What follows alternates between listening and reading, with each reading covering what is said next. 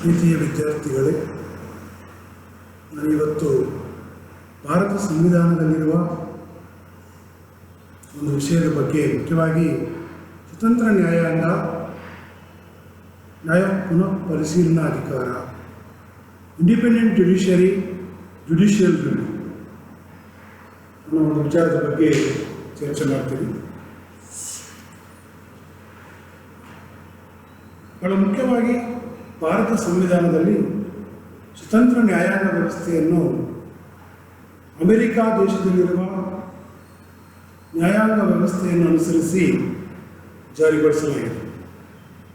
Indian judicial system adopted from the American model of the judicial system, where America independent judiciary and later on the concept of judicial review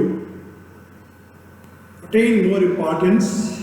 The framers of the Constitution also incorporated the same structure in the Indian Constitution.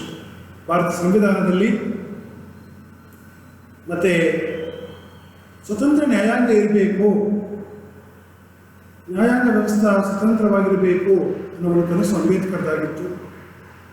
ಆ ಹಿನ್ನೆಲೆಯಲ್ಲಿ ನ್ಯಾಯಾಂಗ ವ್ಯವಸ್ಥೆಗೆ ಸಂಪೂರ್ಣ ಅಧಿಕಾರಗಳನ್ನು ಕಾನೂನುಬದ್ಧವಾಗಿ, ಸಂವಿಧಾನಬದ್ಧವಾಗಿ ಒದಗಿಸಬೇಕು ಅನ್ನೋ ಉದ್ದೇಶದಿಂದ America ದೇಶದಲ್ಲಿರುವ ನ್ಯಾಯಾಂಗ ವ್ಯವಸ್ಥೆಯನ್ನು ಅನುಸರಿಸಿ ಭಾರತ ದೇಶದಲ್ಲೂ ಕೂಡ ನ್ಯಾಯಾಂಗ ವ್ಯವಸ್ಥೆಯನ್ನು ಸಂವಿಧಾನಬದ್ಧವಾಗಿ ಅವರ ಅಧಿಕಾರ, ವ್ಯಾಪ್ತಿ, ಕರ್ತವ್ಯಗಳನ್ನು, ನೇಮಕಾತಿಯನ್ನು ನಿರ್ಧರಿಸಲಾಗಿದೆ. ಸೊ ಆ ಹಿನ್ನೆಲೆಯಲ್ಲಿ ಭಾರತ ದೇಶದಲ್ಲಿರುವ ವೈವಿಧ್ಯತೆಯನ್ನು ದೃಷ್ಟಿಯಲ್ಲಿಟ್ಟುಕೊಂಡು ದೇಶದ ಸಂಯುಕ್ತ ಪದ್ಧತಿಯಲ್ಲಿ ರಾಜ್ಯ ಸರ್ಕಾರಗಳು, ಸ್ಥಳೀಯ ಸರ್ಕಾರಗಳು ಮತ್ತು ವಿಭಿನ್ನ ಮಾನವ ಸಂಬಂಧಿಸಿದಂತೆ ಹಕ್ಕುಗಳನ್ನು, ಮೂಲಭೂತ ಹಕ್ಕುಗಳನ್ನು ಸಂರಕ್ಷಣೆ ಮಾಡಬೇಕಂದ್ರೆ ದೇಶದಲ್ಲಿ ಕಾನೂನು ಕೂಡ, ಸಂವಿಧಾನ ಕೂಡ ಸಂರಕ್ಷಣೆ ಆಗಬೇಕಂದ್ರೆ ಅದಕ್ಕೂ ತಕ್ಕಂತೆ ಸಂವಿಧಾನಬದ್ಧವಾದಂಥ ಕೆಲವು ವ್ಯವಸ್ಥೆಗಳು, ಅಧಿಕಾರ ಸಂವಿಧಾನಬದ್ಧವಾಗಿ ಹೊಂದಿರಬೇಕು ಅನ್ನೋ ಒಂದು ಕನಸಿನಿಂದ ಭಾರತ ದೇಶದಲ್ಲಿ ಕೂಡ ಶಾಸಕಾಂಗ, ಕಾರ್ಯಾಂಗ, ನ್ಯಾಯಾಂಗ ಇವು ಮೂರು ನಡುವಿನ ಅಧಿಕಾರವನ್ನು ಪ್ರತ್ಯೇಕವಾಗಿ ಪ್ರಸ್ತಾಪಿಸಲಾಯಿತು. Indian judicial system where the power is divided between the legislature, parliament and assemblies, executive, the prime minister, chief ministers and the judiciary, three organs. Where separate power structure, division of the power according to the constitution, mention about the three setups, their jurisdiction, power and authority, so that they can safeguard the constitution, protect the fundamental rights. If any dispute arises between the states and the central states, it should be safeguarded by a specific competent authority, that is a independent judiciary. For that purpose, in India, the prepared appointment of the judges should be not under the total control of the government of India. Their salary disbursement, the removal of their office is going to be secured so that they can work independently without fear and favor, or they can protect the constitution, fundamental rights and the human rights of the citizens and the basic structure of the constitution. ಸಂವಿಧಾನವನ್ನು ಸಂರಕ್ಷಣೆ ಮಾಡಬೇಕಂದ್ರೆ ಶಾಸಕಾಂಗ ಮಾಡುವ ಕಾಯ್ದೆಗಳಲ್ಲಿ ಲೋಪದೋಷಗಳಿದ್ರೆ, ಸಂವಿಧಾನ ವಿರುದ್ಧವಾಗಿ ಕಾನೂನು ಮಾಡಿದರೆ, ಕಾರ್ಯಾಂಗ ಕೂಡ ಕೆಲವು ಸಂದರ್ಭದಲ್ಲಿ ಜಾರಿಗೊಳಿಸುವ ಆದೇಶಗಳು ಸಂವಿಧಾನ ಬಾಹಿರವಾಗಿದ್ದರೆ, ವಿರುದ್ಧವಾಗಿದ್ದರೆ, ಅಂಥ ಸಂದರ್ಭದಲ್ಲಿ ಅವರು ಪರಿಶೀಲಿಸಿ ವಿರುದ್ಧವಾಗಿರುವುದನ್ನು ರದ್ದುಗೊಳಿಸುವ ಅಧಿಕಾರವ ನ್ಯಾಯಾಂಗಕ್ಕೆ ನೀಡಬೇಕು. ಅವಾಗೇ ದೇಶದಲ್ಲಿ ಸಂವಿಧಾನವನ್ನು ರಕ್ಷಣೆ ಮಾಡೋಕ್ಕೆ ಅವಕಾಶ ಇರ್ತದೆ. ಅವಾಗ ನಾಗರಿಕರ ಮೂಲಭೂತ ಹಕ್ಕುಗಳನ್ನು ಸಂರಕ್ಷಣೆ ಮಾಡಕ್ಕೆ ಕೂಡ ಸಾಧ್ಯವಾಗ್ತದೆ ಅನ್ನೋ ಹಿನ್ನೆಲೆಯಲ್ಲಿ ಭಾರತ ದೇಶದಲ್ಲಿ ಸಂವಿಧಾನ ಜಾರಿಗೊಳಿಸಿರುವ ಸಂದರ್ಭದಲ್ಲೇ ಇದಕ್ಕೆ ಪ್ರತ್ಯೇಕ ವ್ಯವಸ್ಥೆಗಳನ್ನು ಕೂಡ ಮಾಡಲಾಗಿದೆ. The model of Indian judicial system is based on America. America ಒಂದು ಕೇಸಲ್ಲಿ, ಮ್ಯಾರ್ಬೋರ್ನಿ ವರ್ಸಸ್ ಮೆಡಿಸನ್ ಕೇಸಲ್ಲಿ ಅಮೆರಿಕನ್ ನ್ಯಾಯಾಧೀಶರಾಗಿರುವ ಮಾರ್ಷಲ್ ಅವರು ಒಂದು ಜಡ್ಜ್ಮೆಂಟ್ ನೀಡಿ ಜುಡಿಷಿಯಲ್ ರಿವ್ಯೂ ಎನ್ನುವ ಪದವನ್ನು ಪರಿಚಯ ಮಾಡಿಕೊಡ್ತಾರೆ. ಜುಡಿಷಿಯಲ್ ರಿವ್ಯೂ ಅನ್ನೋ ಪದ ಮತ್ತೆ ಇವತ್ತು ನ್ಯಾಯಿಕ ವಿಮರ್ಶೆಯ ಅಧಿಕಾರ ಅಥವಾ ನ್ಯಾಯ ಪುನಃ ಪರಿಶೀಲನಾ ಅನ್ನೋ ಒಂದು ಪದ ಭಾರತ ಸಂವಿಧಾನದಲ್ಲಿ ಇಲ್ಲ ಕೂಡ ನಂತರ ಕಾಲದಲ್ಲಿ ಸಂವಿಧಾನದಲ್ಲಿ ಜಾರಿಗೊಳಿಸಿದ ನಂತರ ಬಂದಿರುವ ಅನೇಕ ಸಂದರ್ಭಗಳಲ್ಲಿ ಅಮೆರಿಕಾದಲ್ಲಿರುವ ಈ ನ್ಯಾಯಿಕ ವಿಮರ್ಶೆಯ ಅಧಿಕಾರ ಅಥವಾ ನ್ಯಾಯ ಪುನಃ ಪರಿಶೀಲನಾ ಅಧಿಕಾರ ಜುಡಿಷಿಯಲ್ ರಿವ್ಯೂ ಅನ್ನೋನು ಯಾವ ಥರ ಅಲ್ಲಿ ಮತ್ತೆ ಒತ್ತಾಯವಾಗಿ ಜಾರಿಗೊಳಿಸಿದ್ರು ಅದೇ ಥರ ಭಾರತದಲ್ಲಿ ಕೂಡ ಜಾರಿಗೊಳಿಸೋಕ್ಕೆ ಪ್ರಯತ್ನಗಳನ್ನು ನಂತರ ಕಾಲದಲ್ಲಿ ಮಾಡಿದರು. ಸರ್ವೋಚ್ಚ ನ್ಯಾಯಾಲಯದಲ್ಲಿ ಅನೇಕ ನ್ಯಾಯಾಧೀಶರು. ಭಾರತದಲ್ಲಿ ಕೂಡ ಕೋಕಾ ಸುಬ್ಬಾರಾವ್ ಅನ್ನೊಬ್ಬ ನ್ಯಾಯಾಧೀಶರು ಈ ನ್ಯಾಯ ಪುನಃ ಪರಿಶೀಲನಾ ಅಧಿಕಾರವನ್ನು ವಿಸ್ತೃತವಾಗಿ ಪ್ರಜಾಬಹುಲ್ಯದಲ್ಲಿ ಪರಿಚಯ ಮಾಡೋಕ್ಕೆ ಕಾರಣ. What is the meaning of judicial? ನ್ಯಾಯ ಪುನಃ ಪರಿಶೀಲನಾ ಅಧಿಕಾರ ಅಂದರೆ ಮತ್ತೆ ನ್ಯಾಯಿಕ ವಿಮರ್ಶೆಯ ಅಧಿಕಾರ ಅಂದರೆ any law made by the parliament, any executive order issued by the executive, if it is against the constitution, if anybody approaches the court or sometime court can take some note of it and can review the order of the government, law made by the parliament, if it is against the constitution, that particular law can be declared as a null and void, unconstitutional. Bharat ದೇಶದಲ್ಲಿ ಕೂಡ ಈ ನ್ಯಾಯಿಕ ವಿಮರ್ಶೆ ಅಧಿಕಾರ ಅಥವಾ ಪುನಃ ಪರಿಶೀಲನಾ ಅಧಿಕಾರ ಅನ್ನೋದು ಏನಪ್ಪ ಅಂದರೆ ಸಂಸತ್ತು ಅಥವಾ ವಿಧಾನಸಭೆಗಳು ಮಾಡಿರುವ ಕಾಯ್ದೆಗಳು ಸಂವಿಧಾನ ವಿರುದ್ಧವಾಗಿದ್ದರೆ ಅಥವಾ ಕಾರ್ಯಾಂಗ ಪ್ರಧಾನಮಂತ್ರಿಗಳು, ಮುಖ್ಯಮಂತ್ರಿಗಳು ಅಥವಾ ಅಧಿಕಾರಿಗಳು ಜಾರಿಗೊಳಿಸುವ ಆದೇಶಗಳು ಸಂವಿಧಾನಬದ್ಧವಾಗಿಲ್ಲ ಅಂದರೆ ಅಂತಹ ಆದೇಶಗಳು, ಅಂಥ ಕಾಯ್ದೆಗಳು ಪರಿಶೀಲಿಸಿ ವಿರುದ್ಧವಾಗಿದ್ದರೆ ರದ್ದುಗೊಳಿಸುವ ಅಧಿಕಾರವನ್ನು ಹೊಂದಿರುವುದನ್ನೇ ನ್ಯಾಯ ಪುನಃ ಪರಿಶೀಲನಾ ಅಧಿಕಾರ ಅಥವಾ ನ್ಯಾಯಿಕ ವಿಮರ್ಶೆಯ ಅಧಿಕಾರ ಜುಡಿಷಿಯಲ್ ರಿವ್ಯೂ. ಭಾರತ ದೇಶದಲ್ಲಿ ಸುಪ್ರೀಂ ಕೋರ್ಟು, ಹೈಕೋರ್ಟು ಈ ಅಧಿಕಾರವನ್ನು ಹೊಂದಿದೆ. ಆದರೆ ಭಾರತಕ್ಕೆ ಅಮೆರಿಕಕ್ಕಿರುವ ವ್ಯತ್ಯಾಸ ಏನಪ್ಪ ಅಂದರೆ ಅಮೆರಿಕಾದಲ್ಲಿ when the judges delivering the judgement in America they use the first word, the due process of the law. According to the due process of the law, I am going to deliver judgment. Whereas in India, the same version, the process established by them. ಈ ಎರಡಕ್ಕೂ ನಡುವಿನ ವ್ಯತ್ಯಾಸ ಏನಪ್ಪ ಅಂದರೆ ನೈಸರ್ಗಿಕ ನ್ಯಾಯಕ್ಕೆ ಅನುಗುಣವಾಗಿ, ಕಾನೂನಿಗೆ ಅನುಗುಣವಾಗಿಯೇ ಇರ್ಬೋದು.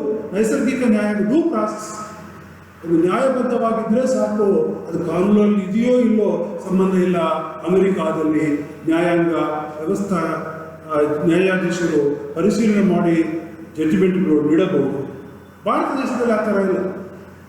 ಕಾನೂನು ಮೂಲಕ ರಚನೆ ಆಗಿರುವ ಕಾನೂನು ಸಂವಿಧಾನಬದ್ಧವಾಗಿ ಅಥವಾ ಕಾನೂನುಬದ್ಧವಾಗಿ ಕಾನೂನಲ್ಲಿ ಏನಿದೆಯೋ ಅದರ ಪ್ರಕಾರವಾಗಿ ನ್ಯಾಯಾಧೀಶರು ಜಡ್ಜ್ಮೆಂಟ್ ಕೊಡಬೇಕು, ತೀರ್ಪುಗಳನ್ನು ನೀಡಬೇಕು. Process established by the law. ಸಂವಿಧಾನ ಅಥವಾ ಇತರ ಕಾನೂನು ಮೂಲಕ ಏನು ಪ್ರಕ್ರಿಯೆ ಇದೆಯೋ ಅದರ ಪ್ರಕಾರವಾಗಿ ಇದು ಸರಿ ಇದೆಯಾ ಇಲ್ಲ ಅಂತ ಹೇಳಬೇಕು. ಇಲ್ಲಿ ನೈಸರ್ಗಿಕ ನ್ಯಾಯವನ್ನು ಪರಿಶೀಲನೆ ಮಾಡೋಕ್ಕೆ ನ್ಯಾಯಾಂಗ ವ್ಯವಸ್ಥೆಗೆ ಭಾರತದಲ್ಲಿ ಅಷ್ಟು ವಿಸ್ತೃತ ಅಧಿಕಾರ ಇಲ್ಲ ಅಂತ ನಾವು ಆರಂಭದಲ್ಲಿ ಅನ್ಕೊಂಡಿದ್ದೀವಿ. ಆದರೆ ಇತ್ತೀಚಿನ ಕಾಲಗಳಲ್ಲಿ ಆ ಬದಲಾವಣೆ ನಾವು ನೋಡಿದ್ದೀವಿ. ಅನೇಕ ಕೇಸುಗಳಲ್ಲಿ ನ್ಯಾಯಾಂಗ ವ್ಯವಸ್ಥೆ, ಗೋಲಕ್ನಾಥ್ ಕೇಸುಗಳಲ್ಲಿ, ಬ್ಯಾಂಕುಗಳ ರಾಷ್ಟ್ರೀಯಕರಣ ಮಾಡುವುದರಲ್ಲಿ, ಯಶವಾನಂದ ಭಾರತ್ ಕೇಸಿನಲ್ಲಿ, ಮಿನರ್ವಾ ಮಿಲ್ ಕೇಸಿನಲ್ಲಿ ಭಾರತ ದೇಶದಲ್ಲಿ ಅನೇಕ ಸಂದರ್ಭಗಳಲ್ಲಿ ನ್ಯಾಯಾಂಗ ವ್ಯವಸ್ಥೆ ತನ್ನ ಸ್ವತಂತ್ರವನ್ನು ಎತ್ತಿ ಹಿಡಿದಿರುವ ಸಂದರ್ಭಗಳಿವೆ. ನಾಗರಿಕರ ಮೂಲಭೂತ ಕರ್ತವ್ಯಗಳನ್ನು ಸಂರಕ್ಷಿಸುತ್ತದೆ. ಸರ್ಕಾರ ಮಾಡಿರುವ ಕಾಯ್ದೆಗಳನ್ನು ಪರಿರಕ್ಷಿಸುವುದರಲ್ಲಿ ಕೂಡ ಅಥವಾ ಕೆಲವು ಸಂವಿಧಾನವನ್ನು ಸಂರಕ್ಷಣೆ ಮಾಡುವ ಕೂಡ ಅನೇಕ ಜಡ್ಜ್ಮೆಂಟ್ಗಳ ಮೂಲಕ ನ್ಯಾಯಾಧೀಶರು ಇದನ್ನು ನ್ಯಾಯ ಪುನಃ ಪರಿಶೀಲನಾ ಅಧಿಕಾರ, ನ್ಯಾಯಿಕ ವಿಮರ್ಶೆಯ ಅಧಿಕಾರವನ್ನು ಎತ್ತಿ ಹಿಡಿದು ಭಾರತ ದೇಶದಲ್ಲಿ ನ್ಯಾಯಾಂಗ ವ್ಯವಸ್ಥೆ ಸ್ವತಂತ್ರವಾಗಿದೆಯೇ ಇದೆ ಅಂತ ತೋರಿಸ್ಬಿಟ್ಟಿದೆ ಪ್ರಪಂಚಕ್ಕೆ. ಇವತ್ತಿನ ಭಾರತ ದೇಶದಲ್ಲಿ ನ್ಯಾಯಾಂಗ ವ್ಯವಸ್ಥೆ, ಹೈಕೋರ್ಟ್, ಸುಪ್ರೀಂ ಕೋರ್ಟ್ಗಳು ಅನೇಕ ಸಂದರ್ಭಗಳಲ್ಲಿ ಪ್ರಜೆಗಳಿಂದ ಬಂದಿರುವ ಪಬ್ಲಿಕ್ ಇಂಟ್ರೆಸ್ಟ್ ಲಿಟಿಗೇಷನ್ಸ್ ಆಗಿರ್ಬೋದು, ರಿಟ್ಗಳನ್ನಾಗಿರ್ಬೋದು ಸ್ವೀಕಾರ ಮಾಡಿ ಕೆಲವು ಸಂದರ್ಭದಲ್ಲಿ ಸುಮೋಟವಾಗಿ ಅವರೇ ನೇರವಾಗಿ ಕೂಡ ಕೆಲವು ಮಾಧ್ಯಮಗಳ ಮೂಲಕ ಅಥವಾ ಒಂದು ಗಮನಕ್ಕೆ ಬಂದಿರುವ ವಿಚಾರಗಳ ಬಗ್ಗೆ ನ್ಯಾಯಾಧೀಶರು ಪ್ರತಿಕ್ರಿಯೆಯನ್ನು ಕೊಟ್ಟು ಜಡ್ಜ್ಮೆಂಟ್ ಕೊಟ್ಟಿರುವ ದಾಖಲಾಗಳಿವೆ. ಇತ್ತೀಚಿನ ಕಾಲಗಳಲ್ಲಿ ಭಾರತದಲ್ಲೂ ಕೂಡ ನ್ಯಾಯಾಂಗ ವ್ಯವಸ್ಥೆ ಕ್ರಿಯಾಶೀಲಕವಾಗಿ ಕೆಲಸ ಮಾಡ್ತಾ ಇದೆ ಅನ್ನೋದು ಜುಡಿಷಿಯಲ್ ಆಕ್ಟಿವಿಸಮ್ ಅನ್ನೋದು ಇತ್ತೀಚಿನ ಕಾಲದಲ್ಲಿ ಬಂದಿದೆ. What is the judicial activism ಅಂದರೆ ಏನು ಅಂದರೆ innovatively interpretation of the constitution and the law of the government. The time to time the courts and judges can interpret innovatively in various contexts while delivering the judgments. UG spectrum ಕೇಸಲ್ಲಿ ಆಗಿರ್ಬೋದು, ಅನೇಕ ಸಂದರ್ಭದಲ್ಲಿ ಬಾಲಕಾರ್ಮಿಕರಿಗೆ, ಮಕ್ಕಳಿಗೆ ಪೌಷ್ಟಿಕತೆ ಬಳಸಿರೋರಿಗೆ ಬಿಸಿ ಊಟ ವ್ಯವಸ್ಥೆ ಕೊಡಬೇಕು ಅನ್ನೋ ಆದೇಶ ಇತ್ತೀಚಿನ ಕಾಲದಲ್ಲಿ ಜಡ್ಜಸ್ ಹೇಳ್ತಾ ಇದ್ದಾರೆ, ನಮ್ಮ ಕರ್ತವ್ಯ ಸಂವಿಧಾನಕ್ಕೆ ಕಾವಲುಗಾರರಾಗಿರಬೇಕು. We are watchdog of the constitution, but unfortunately we are drawn into the field to make a law. ನಾವೇ ಕೆಲವು ಸಂದರ್ಭದಲ್ಲಿ ಕಾನೂನು ಮಾಡಬೇಕಾಗಿರೋ ಪರಿಸ್ಥಿತಿ ಅನಿವಾರ್ಯವಾಗ್ತಾ ಇದೆ. ಬಹಳ ಸಂದರ್ಭದಲ್ಲಿ ಕಾನೂನುಗಳನ್ನು, ನಿರ್ದೇಶನಗಳನ್ನು ನ್ಯಾಯಾಂಗ ವ್ಯವಸ್ಥೆ ಇರ್ತಾ ಇದೆ ಅನ್ನೋ ಒಂದು ಪರಿಸ್ಥಿತಿಯನ್ನು ಕೂಡ ನ್ಯಾಯಾಧೀಶರು ಅನೇಕ ಸಂದರ್ಭದಲ್ಲಿ ವಿವರಿಸಿದ್ದಾರೆ. ಇದಕ್ಕೆ ಕಾರಣಗಳು ಅನೇಕವಿವೆ. ಸೊ ಯಾಕೆ ಭಾರತ ದೇಶದಲ್ಲಿ ನ್ಯಾಯಿಕ ವಿಮರ್ಶೆಯ ಅಧಿಕಾರಕ್ಕೆ ಹೆಚ್ಚಿನ ಮಹತ್ವ ಇದೆಯಪ್ಪ ಅಂದರೆ uphold the supremacy of the constitution. ನಮ್ಮ ಮೂಲ ಉದ್ದೇಶ, ಈ ಜುಡಿಷಿಯಲ್ ರಿವ್ಯೂ ಮೂಲ ಉದ್ದೇಶ ಸಂವಿಧಾನವನ್ನು ಸಂರಕ್ಷಿಸಬೇಕು, ಸಂವಿಧಾನವನ್ನು ಮೌಲಿಕ ಸ್ವರೂಪವನ್ನು, ಮೂಲ ತತ್ವಗಳನ್ನು ಕಾಪಾಡಬೇಕು. Basic structure of the Constitution, the supremacy of the Constitution should always hold. It is the primary duty. For that purpose, judicial review is implemented in Indian Constitution. Protecting federal structure in the day-to-day administrative matters, ಕೆಲವು ಸಂದರ್ಭದಲ್ಲಿ ದೈನಂದಿನ ವ್ಯವಹಾರಗಳಲ್ಲಿ ಕೇಂದ್ರ ರಾಜ್ಯ ಸರ್ಕಾರಗಳ ನಡುವಿನ ಸಂದಿಗ್ಧಗಳು ಉಂಟಾದ ಸಂದರ್ಭದಲ್ಲಿ ಕೂಡ ಸಂಯುಕ್ತ ಪದ್ಧತಿಯಲ್ಲಿ ಒಕ್ಕೂಟದ ವ್ಯವಸ್ಥೆ ಫೆಡರಲ್ ಸಿಸ್ಟಮ್ನಲ್ಲಿ it is the duty of the courts to safeguard the federal structure like a Kaveri water dispute where the government wanted to throw the responsibility in the hand to the Supreme Court by referring the cases like Ayodhya case, various important cases where the Supreme Court verdict is historical and ಭಾರತ ದೇಶದ ನ್ಯಾಯಾಂಗ supreme court high court ತೀರ್ಪುಗಳನ್ನು ಪರಿಶೀಲಿಸಿದಾಗ ಭಾರತ ದೇಶದಲ್ಲಿ ನ್ಯಾಯಾಂಗ ವ್ಯವಸ್ಥೆ ಸ್ವತಂತ್ರವಾಗಿ ಕೆಲಸ ಮಾಡ್ತಾ ಇದೆ, ನಿಷ್ಪಕ್ಷಪಾತವಾಗಿ ಕೆಲಸ ಮಾಡ್ತಾ ಇದೆ. ನ್ಯಾಯಿಕ ವಿಮರ್ಶೆ ಅಧಿಕಾರವನ್ನು ಹೊಂದಿ ಸಂವಿಧಾನವನ್ನು ಎತ್ತಿ ಹಿಡಿಯುವ ಸಂದರ್ಭದಲ್ಲಿ ಅನೇಕ ಪ್ರಯತ್ನಗಳಲ್ಲಿ ಕೂಡ ಯಶಸ್ವಿಯಾಗ್ತಾ ಇದೆ ಅಂತ ನಾವು ಹೇಳಬಹುದು. ಮೂಲಭೂತ ಹಕ್ಕುಗಳನ್ನು ಸಂರಕ್ಷಿಸುವುದು ಕೂಡ ಮತ್ತೊಂದು ಜವಾಬ್ದಾರಿ, to protect and the fundamental rights of the citizens. ಇದಕ್ಕೋಸ್ಕರನೇ ಭಾರತ ದೇಶದಲ್ಲಿ ಈ 4 ಅಂಶಗಳನ್ನು ದೃಷ್ಟಿಯಲ್ಲಿಟ್ಟುಕೊಂಡೇ, ಮನಸ್ಸಲ್ಲಿಟ್ಟುಕೊಂಡೇ ಭಾರತ ದೇಶದಲ್ಲಿ ನ್ಯಾಯಾಂಗ ವ್ಯವಸ್ಥೆಗೆ ಸ್ವತಂತ್ರವಾದಂಥ ಸ್ಥಾನಮಾನ ಕೊಡಬೇಕು.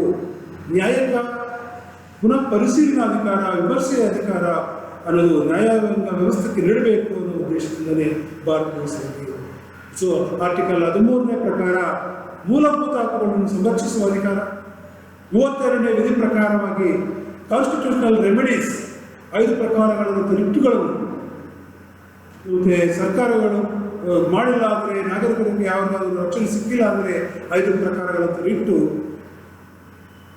ಹೆಬಿಯಸ್ ಕಾರ್ಪಸ್ ಮತ್ತು ಮ್ಯಾಂಡಮಾಸ್, ಪ್ರೊಹಿಬಿಷನ್, ಸೆಷುವಲಿ, ಮತ್ತೊಂದು ಕೋವಾರಂಟು, ಈ 5 ಪ್ರಕಾರಗಳಾದಂಥ ರಿಟ್ಟುಗಳನ್ನು ಜಾರಿಗೊಳಿಸುವುದಕ್ಕೆ 32ನೇ ವಿಧಿ ಪ್ರಕಾರವಾಗಿ ಮೂಲಭೂತ ಹಕ್ಕುಗಳನ್ನು ರಕ್ಷಣೆ ಮಾಡೋಕ್ಕೆ ಮತ್ತು ಸಂವಿಧಾನವನ್ನು ರಕ್ಷಣೆ ಮಾಡೋಕ್ಕೆ ಈ 5 ಪ್ರಕಾರಗಳಾದ ರಿಟ್ಗಳನ್ನು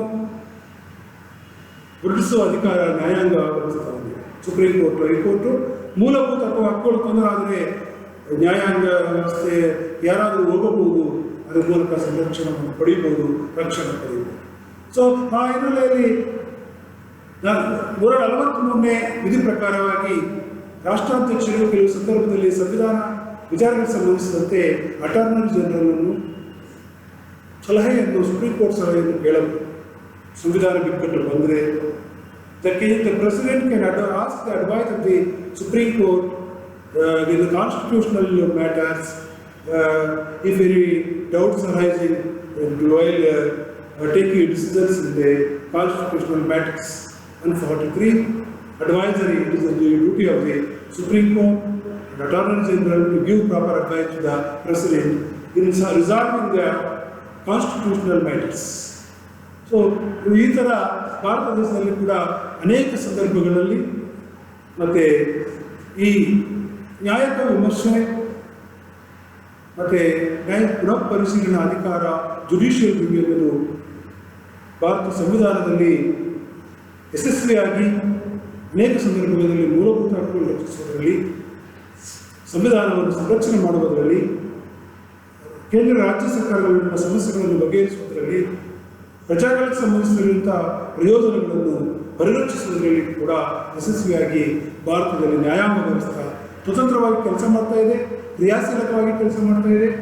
In recent times, the judiciary is actively interpreting the constitution by taking the judicial review and also judicial activism into the courts and uphold the constitution, the fundamental rights of the constitution given to the citizens.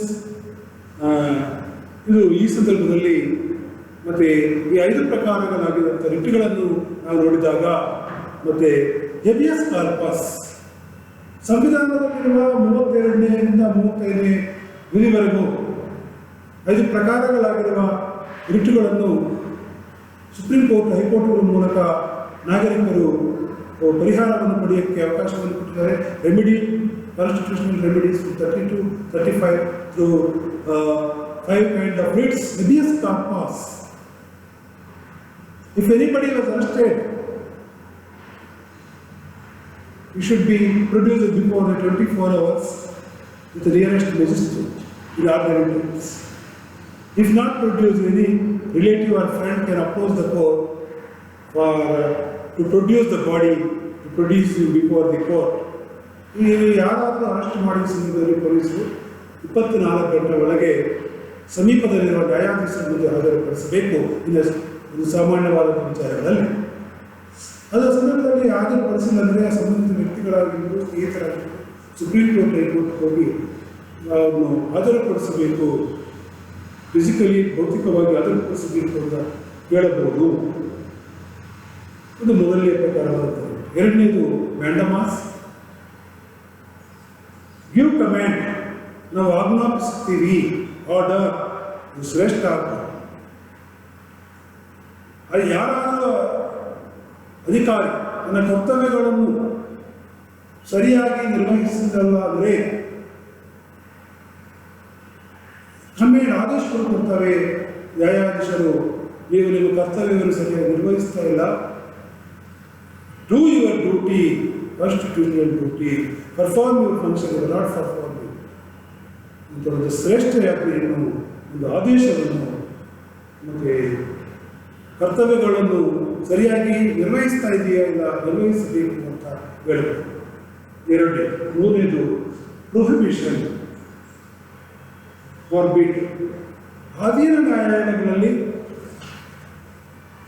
ಇದರಲ್ಲಿ ಕೇಸುಗಳು ಯಾವಾಗಲೂ, ಕೆಳಗಿನ ನ್ಯಾಯಾಲಯಗಳಲ್ಲಿ ಕೇಸುಗಳು ಯಾವಾಗಲೂ ವಿಚಾರಣೆಯಲ್ಲಿದ್ದರೆ ಅಂತಹ ಸಂದರ್ಭದಲ್ಲಿ ಅವರು ವಿಚಾರಣಾ ವ್ಯಾಪ್ತಿಯನ್ನು ಮೀರಿ ಅಥವಾ ವಿಚಾರ ವ್ಯಾಪ್ತಿಯಲ್ಲಿ ಇಲ್ಲ ಅಂದರೆ ಅಂತಹ ಸಂದರ್ಭದಲ್ಲಿ ಕೂಡ ಅವನು ಪರಿಶೀಲಿಸಿ ಅವರಿಗೆ ಅಧಿಕಾರ ಇಲ್ಲ ಅಂದರೆ ಪ್ರೊಹಿಬಿಟ್ ಮಾಡಿ ಆ ವಿಚಾರಣಾ ವ್ಯಾಪ್ತಿಯನ್ನು ರದ್ದುಗೊಳಿಸಬೇಕು.